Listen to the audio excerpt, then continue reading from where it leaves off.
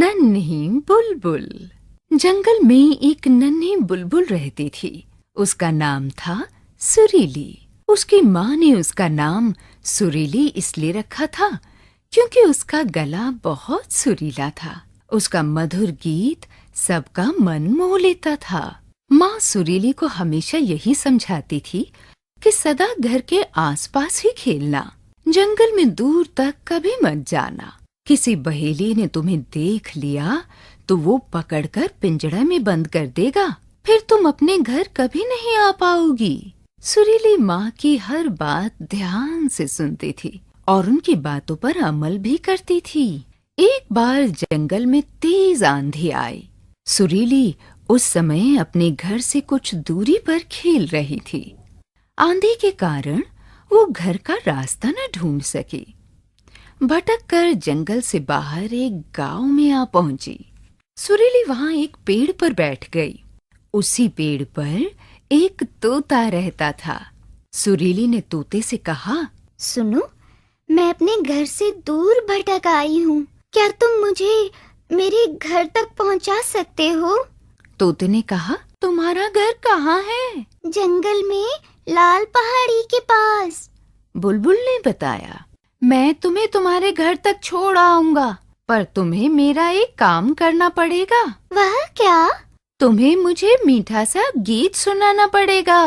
ये क्या बड़ी बात है तोते भैया, गीत सुनना चाहते हो तो सुनो।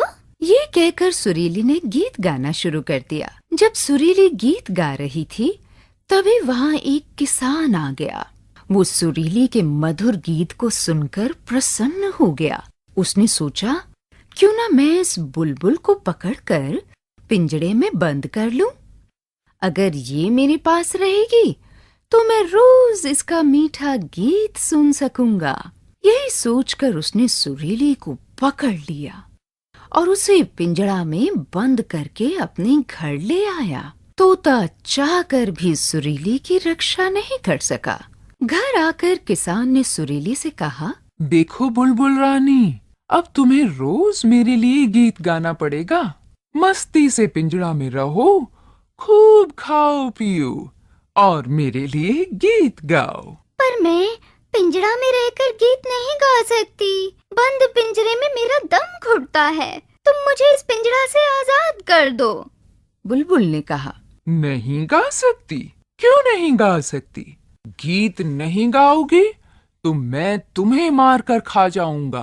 किसान ने सुरीली को डराया। किसान की बात सुनकर सुरीली घबरा गई, मगर उसने साहस नहीं छोड़ा।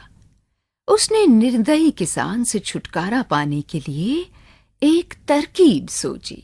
वो हिम्मत करके बोली, सुन रे किसान, अगर तुम मुझे पिंजरा से आजाद करोगे तो मैं तुम्हें 3 ऐसी अनमोल चीजें दूंगी जो कोई और कभी नहीं दे सकता।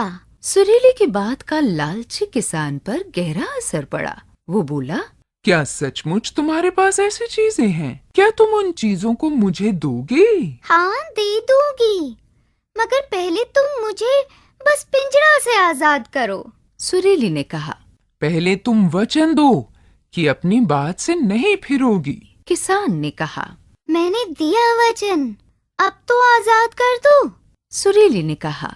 लालची किसान ने पिंजरा का दरवाजा खोल दिया। सुरीली झट से उड़कर बाहर आ गई और सामने पेड़ की डाल पर जा बैठी। किसान सुरीली के पास गया और बोला, सुनो, अब मुझे वे 3 अनमोल चीजें दे दो। सुरीली ने कहा, कभी किसी कैदी की बात पर विश्वास मत करना। जो भी तुम्हारे पास है उसी में खुश रहना सीखो। जो चीज सदा के लिए खो जाए उसके लिए रोना व्यर्थ है। उसे भूल जाने में ही भला है। यही है वे 3 अनमोल चीजें, इन्हें ग्रहण करो। यह कहकर सुरीली फुर्र से आसमान में उड़ गई। किसान उसे उड़ते हुए देखता